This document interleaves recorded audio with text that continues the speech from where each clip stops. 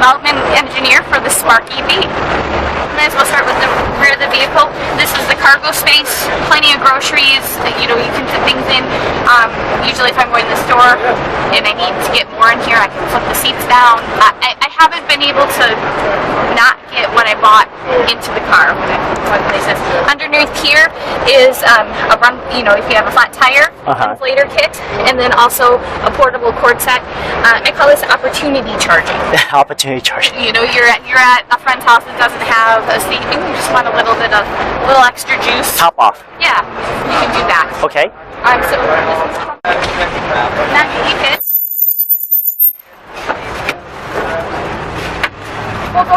We'll get into the interior, but you know, before you go, kind of see what's under the hood, right? So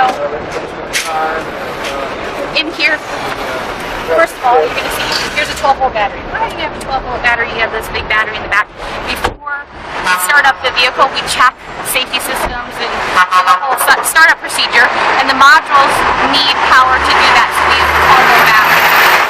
So that does the startup. Underneath here are the power electronics for the vehicle.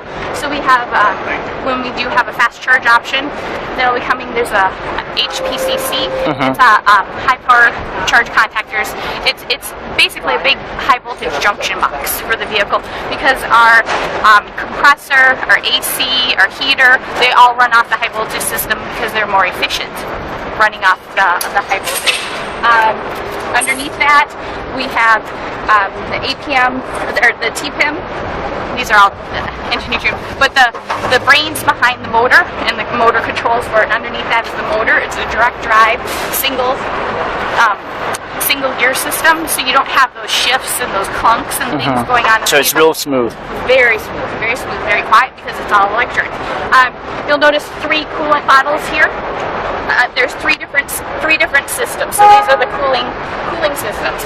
We have cabin heating and cooling, because you want to be at your temperature. Power electronics.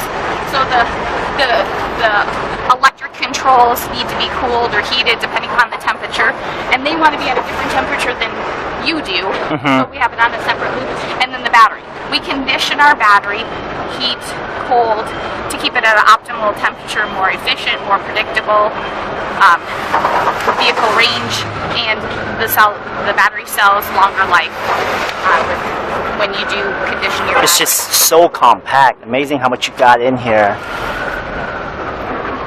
Using the base efficient architecture, but going further with the efficiency.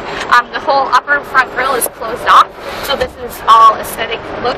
Down here, lower grille, this actually opens, and this has arrow shutters in it, active arrow shutters.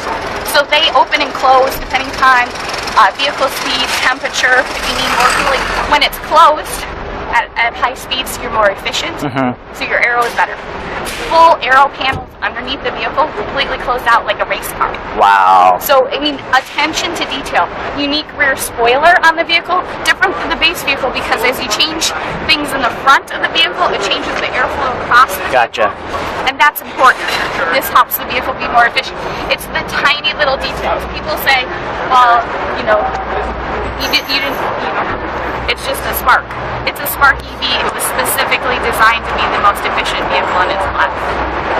Perfect. So that's a really quick kind of overview of the heart of this. The battery, the soul, is under the rear axle.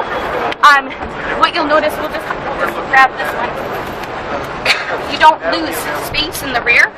If I sat up front, humor me for a minute. I'm comfortable here, and you got headroom, space.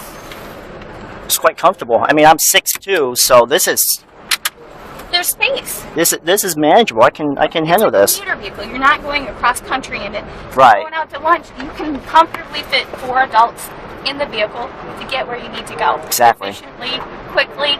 Parking wise, it's easy to park. Lots of space.